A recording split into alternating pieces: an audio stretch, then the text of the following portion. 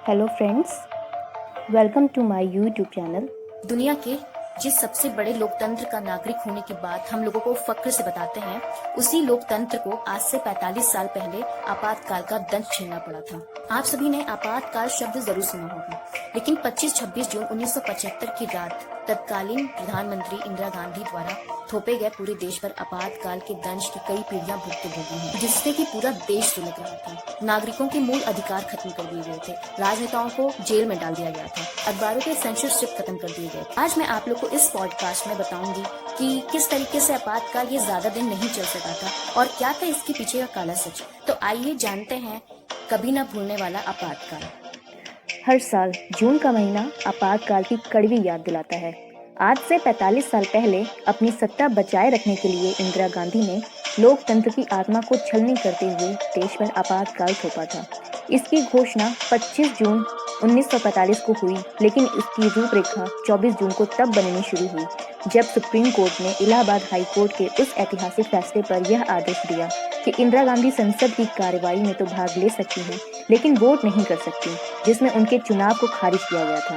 आपातकाल में इंदिरा गांधी ने राजनीतिक प्रतिद्वंदियों का निर्ममता से दमन किया, न्यायपालिका एवं मीडिया की स्वतंत्रता को कुचला और दुनिया के सबसे जीवंत लोकतंत्र भारत को एक फासीवाद देश में तब्दील कर दिया। तानाशाह पूरे देश पर काबिज हो गए। वे मासूमों पर जुल्म ढा रहे थे, निर्दोषों को जेलों में ठूस रहे थे, बस्तियों पर बुलडोजर चलवा रहे थे, लोगों की जबरन नसबंदी करा रहे थे। 25 जून 1975 का घटनाक्रम हमें बताता है कि देश के समस्त ढांचे को यकायक कैसे ध्वस्त किया जा सकता है। इसका पूरा ब्यौरा शाह आयोग की रिपोर्ट में भली भांति दर्ज है। इस नाटक की शुरुआत इंदिरा गांधी द्वारा बंगाल के तत्कालीन मुख्यमंत्री सिद्धार्थ शंकर रे को तलब करने के साथ हुई। श्रीमती ने रे से कहा कि भारत को एक तगड़े झटके की जरूरत है और उसके लिए अपार शक्ति या असीम शक्ति की आवश्यकता होगी। रे ने उन्हें अनुच्छेद 352 के तहत आंतरिक आपातकाल लगाने की सलाह दी। इंदिरा गांधी उन्हें लेकर राष्ट्रपति फखरुद्दीन अली अहमद से मिलने के लिए निकली ताकि उन्हें अपने निर्णय से अवगत करा सकें। राष्ट्रपति ने उनसे सिफारिश करने के लिए कहा। रे ने साथियों से परामर्श का सुझाव दिया, परंतु इंदिरा के मन में तो कोई और ही योजना थी। उन्होंने कैबिनेट को अनदेखा करने वाला नियम तलाश लिया। इस बीच इंदिरा गांधी के बेटे संजय गांधी, उनके निजी सचिव R.K. धमन आदि उन विपक्षी नेताओं की सूची बनाने में जुटे जिन्होंने उसी रात गिरफ्तार करने की तैयारी की थी। कैबिनेट मंत्रियों को उन्होंने अंधेरे में रखा। अलबत्ता कांग्रेस अध्यक्ष देवकांत बरुआ को जरूर उन्होंने इसकी सूचना दी। बरुआ से उन्होंने उनका भाष्य तैयार करने में रे का सहयोग करने के लिए भी कहा, जो उन्हें अगली सुबह आकाशवाणी पर देना था। यह कवायद तड़के 3 बजे तक चली। तभी रे ने सुना कि कल सभी हाईकोर्ट बंद रहेंगे और अखबारों के दफ्तरों की बिजली काट दी जाएगी। इस बात ने रे को डरा दिया। उन्होंने इंदिरा से बात करनी चाहिए, मगर तब तक इंदिरा के कमरे का दरवाजा बंद हो चुका था। उन्हें बताया गया कि वह आराम करने गई हैं और इसमें खलल न डाला जाए।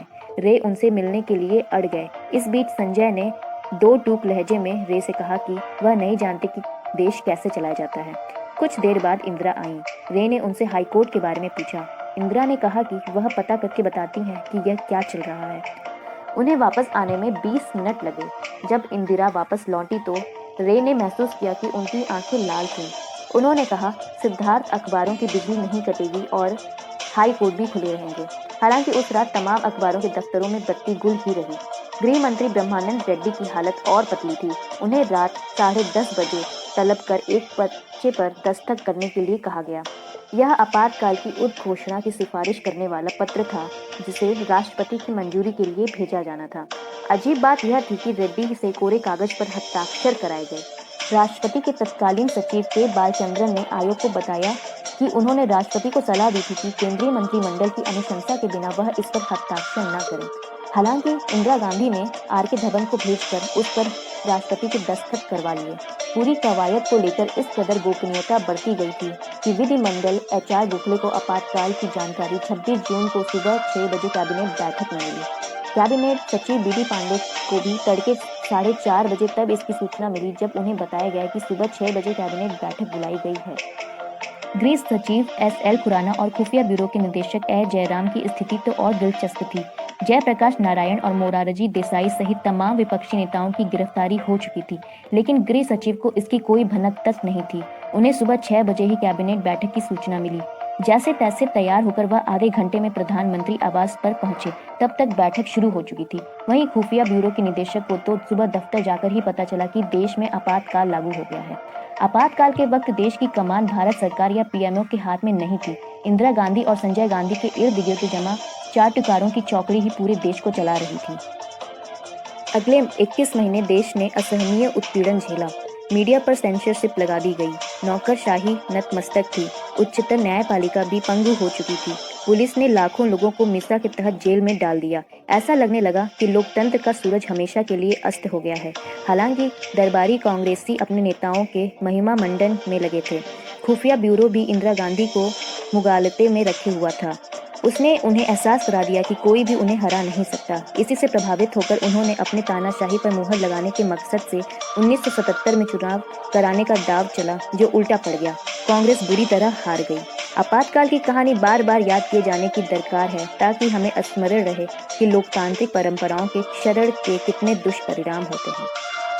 इसके अलावा यदि हम सब चाहते हैं कि आपातकाल जैसी पुनरावृत्ति न हो, तो उसके लिए हम सभी को उन जिम्मेदार लोगों को नहीं भूलना चाहिए और न ही उन लोगों को माफ करना चाहिए। अगर ये पॉडकास्ट आप लोग को पसंद आता है तो इसे ज्यादा से ज्यादा शेयर करिए। Thanks for watching. जय हिंद।